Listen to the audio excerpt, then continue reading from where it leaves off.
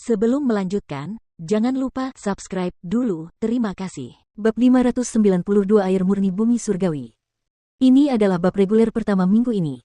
Selamat menikmati. Selamat datang semua pembaca Patreon saya. Baiklah, jika saudara Jiang membutuhkan bantuan lain kali, jangan lupa pergi ke keluarga Tan. Aku jamin, permintaanmu tidak akan ditolak. Tan Zihao menepuk dadanya untuk membuktikan janjinya. Dia tidak akan pernah lupa bahwa Jiang Chen telah menyelamatkan hidupnya sebelumnya. Kebaikan ini dimaksudkan untuk bertahan seumur hidup, tidak ada cara untuk melunasi utangnya karena nyawa seseorang tidak ternilai harganya. Jiang Chen telah menjadi dermawannya saat dia menyelamatkannya dari penjara neraka beku. Hai saudara Tan, bolehkah saya merekomendasikan seorang teman untuk berlatih di keluargamu? Jiang Chen bertanya saat pikiran itu terlintas di benaknya. Tentu saja bisa. Keluarga Tan terlihat seperti klan, tetapi sebenarnya adalah sekte. Kami telah menerima banyak kultivator luar. Mereka semua telah menjadi pilar utama keluarga Tan. Temanmu adalah temanku. Saat dia tiba di keluarga Tan, aku jamin dia akan mendapatkan sumber daya kultivasi terbaik. Kata Tan Zihao. Jiang Chen mengangguk. Jika dibandingkan antara keluarga Tan dan keluarga-keluarga kuno yang diwariskan di tanah suci benua ilahi, keluarga Tan jauh lebih baik. Keluarga-keluarga kuno itu tidak akan menerima calon murid yang tidak memiliki nama keluarga mereka. Di sisi lain, keluarga Tan melakukan hal yang sebaliknya. Mereka seperti sekte besar yang memiliki kekuatan yang sangat berpengaruh yang membuat banyak orang ingin pergi ke sana untuk memperoleh prestasi tertentu. Jiang Chen menoleh ke arah Tan Lang dan berkata, Tan Lang, kemarilah. Tan Lang berjalan mendekat, dia mendengar dengan jelas pembicaraan tadi. Dia sudah bisa menebak apa yang akan terjadi. Tan Lang, kekacauan di Provinsi Liang telah berakhir. Istana Asura kini hanya ada dalam nama, tidak ada alasan bagimu untuk tinggal di sini lebih lama lagi. Kau harus pergi ke keluarga Tan, yang terletak di pusat domain misterius, jangan lewatkan kesempatan unik ini. Kita akan segera bertemu. Jiang Chen berkata. Dia masih memiliki banyak hal yang belum dilakukan. Dalam proses menyelesaikan tugas-tugas itu, dia tahu bahwa dia mungkin menghadapi banyak tantangan di masa depan. Tan Lang hanyalah seorang raja tempur kelas 4, dia hanya akan menjadi penghalang jika dia mengikuti Jiang Chen. Bukan maksud Jiang Chen untuk meninggalkannya, hanya saja dia merasa bahwa Tan Lang memiliki masa depan yang lebih cerah dalam berlatih di bawah keluarga Tan daripada mengikutinya. Dia akan memiliki tempat latihan yang damai dibandingkan dengan berkeliling negara. Selain itu, keluarga Tan adalah salah satu dari 5 kekuatan utama di benua ilahi, yang telah banyak orang coba ikuti. Baiklah, merupakan suatu kehormatan bagi saya untuk bisa berlatih di keluarga Tan. Tan Lang menerima tawaran itu. Ia tidak punya alasan kuat untuk menolak tawaran sebesar itu. Jika ia tetap tinggal di Istana Asura, ia takut tidak akan berkesempatan pergi ke pusat wilayah misterius. Selain itu, ia mungkin tidak akan berkesempatan menjalin hubungan dengan keluarga Tan yang dapat membantunya dalam kemajuannya. Meskipun ia lebih suka mengikuti perjalanan Jiang Chen yang mengasyikkan, level Jiang Chen semakin jauh darinya. Tidak mungkin ia bisa mengejar Jiang Chen yang membuatnya menjadi beban nyata jika ia mengikutinya. Ia tidak ingin menjadi beban tambahan bagi Jiang Chen, jadi ia memutuskan untuk berlatih keras di keluarga Tan, dan berusaha sekuat tenaga untuk memperpendek jarak kekuasaan di antara mereka. Tan Lang juga menyadari bahwa keputusan Jiang Chen dibuat atas namanya. Dia tahu bahwa dia tidak akan memiliki kesempatan untuk bergabung dengan keluarga Tan jika bukan karena hubungan Jiang Chen dengan Tan Zihao. Ini adalah kesempatan emas. Kakak Tan, aku akan menyerahkan Tan Lang kepadamu sekarang, perlakukan dia dengan baik. Kata Jiang Chen. Jangan khawatir, saudara Jiang. Tan Lang adalah temanku mulai sekarang. Tan Zihao mengepalkan tangannya di hadapan Jiang Chen untuk memberi jaminan, karena masalah ini sudah selesai, aku akan pergi sekarang. Jelas, Tan Zihao sama sekali tidak tertarik dengan negara rendahan seperti Provinsi Liang. Alasan dia datang adalah untuk membalas dendam pada Li Tianyang. Tidak ada yang bisa dia lakukan di sini, dia seharusnya tidak tinggal lebih lama lagi. Tan Lang pergi bersama Tan Zihao. Matanya menunjukkan kekaguman sebelum dia menuju ke keluarga Tan. Tan Lang diberkati karena kejadian itu. Ketika dia berteman dengan Jiang Chen, dia tidak hanya tidak ikut campur dalam proses itu, tetapi malah bergabung dengan keluarga Tan. Dia sangat beruntung. Itu membuat orang iri padanya. Itu keluarga Tan, akan jauh lebih baik jika aku bisa bergabung dengan sekte. Berlatih di keluarga Tan jauh lebih baik daripada berlatih di Provinsi Liang. Keluarga Tan memiliki sumber daya kultivasi terbaik. Keluarga ini telah melahirkan banyak jenius. Mereka semua iri dengan apa yang mereka lihat. Ini seperti kesempatan yang jatuh dari langit.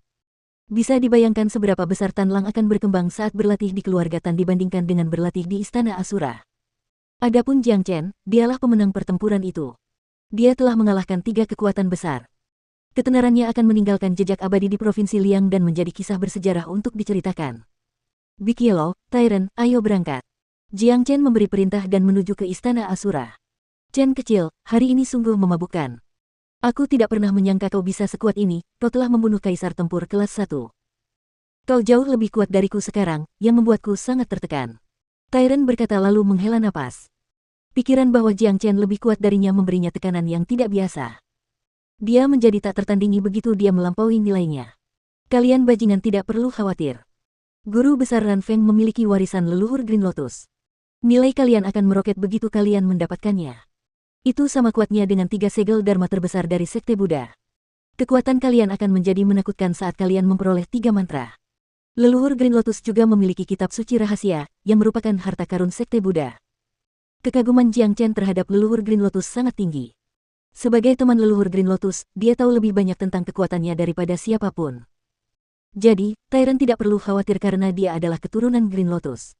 Tidak diragukan lagi bahwa aku, Tyrant, akan maju dengan cepat di bawah asuhannya, menjadi inkarnasi leluhur. Kata Tiran dengan nada narsis. Setelah mendengar apa yang dikatakan Tyrant, Jiang Chen dan Big Yellow berbalik dan segera melanjutkan perjalanan mereka. Hei, tunggu dulu. Tyrant segera mengejar kecepatan mereka. Chen kecil, kita mau kemana sekarang? Tiran bertanya dengan rasa ingin tahu. Istana Asura, kata Jiang Chen. Litian yang sudah meninggal, apa tujuannya ke sana? Demi Tuhan, jangan bilang kau ingin ke sana untuk melenyapkan seluruh sekte. Tyrant membelalakkan matanya. Awalnya, dia mengira Jiang Chen ingin menghabisi Istana Asura. Namun, dia tahu Jiang Chen bukan orang seperti itu, dia tidak akan melakukan hal sebodoh ini. Namun, dia masih tidak mengerti mengapa mereka pergi ke sana. Untuk mencari harta karun. Jiang Chen tersenyum. Harta karun apa? Mata Tyrant berbinar setelah mendengar kata harta karun. Kalian akan tahu begitu kami sampai. Jiang Chen juga tidak tahu tentang harta karun itu, tetapi dia sudah menentukan lokasinya. Harta karun itu ada di dalam penjara neraka beku.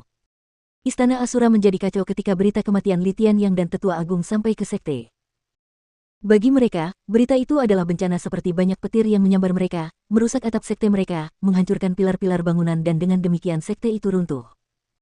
Mulai hari ini dan seterusnya, satu-satunya keberadaan Istana Asura hanyalah namanya, kejayaannya telah memudar bersama para penguasanya. Kemudian, 2 orang pria dan seekor anjing tiba di Istana Asura.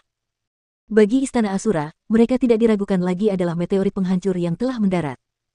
Kedatangan mereka menyebabkan para murid mulai dari tetua hingga pemula merasa takut.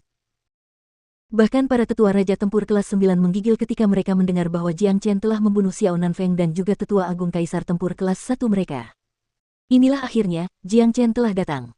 Dia akan membunuh kita, kita semua akan mati. Apa yang harus kita lakukan? Apa yang akan kita lakukan? Apakah kita akan mati? Aku belum ingin mati. Apakah iblis ini akan membunuh kita semua?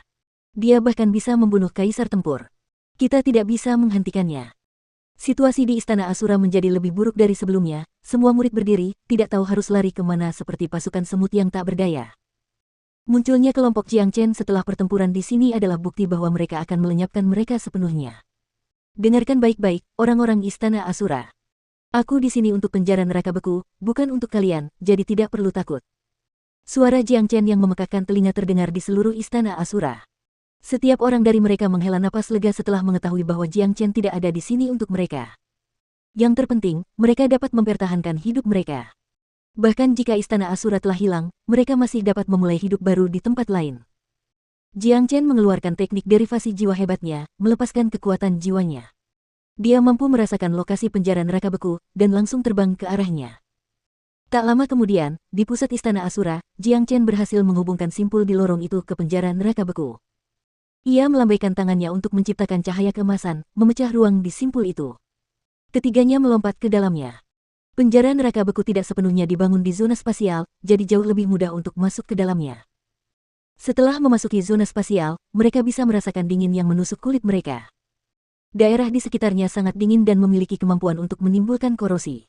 Mereka bisa melihat kilatan cahaya beraneka warna di lapisan luar zona spasial. Seluruh tempat itu dianggap belum selesai karena baru dibangun belum lama ini. Baru beberapa bulan yang lalu aku menghancurkan zona spasial ini. Bahkan jika Litian yang ingin membangun kembali zona spasial dalam waktu singkat, itu tidak mungkin dilakukan tanpa dukungan elemen khusus. Itu pasti, dinginnya di sini tidak biasa sehingga aku bahkan tidak bisa memastikan apa itu. Jiang Chen berkata sambil mengamati area sekitarnya. Itu pasti harta karun, aku merasakan lokasinya di dekat sini.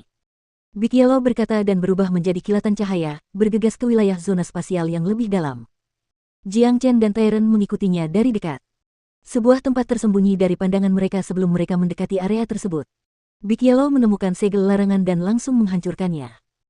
Sebuah batu kristal putih susu muncul di hadapan mereka mengalihkan pandangan mereka ke bagian dalam batu kristal tersebut di mana mereka menemukan setetes cairan lengket, itulah penyebab dinginnya zona spasial ini.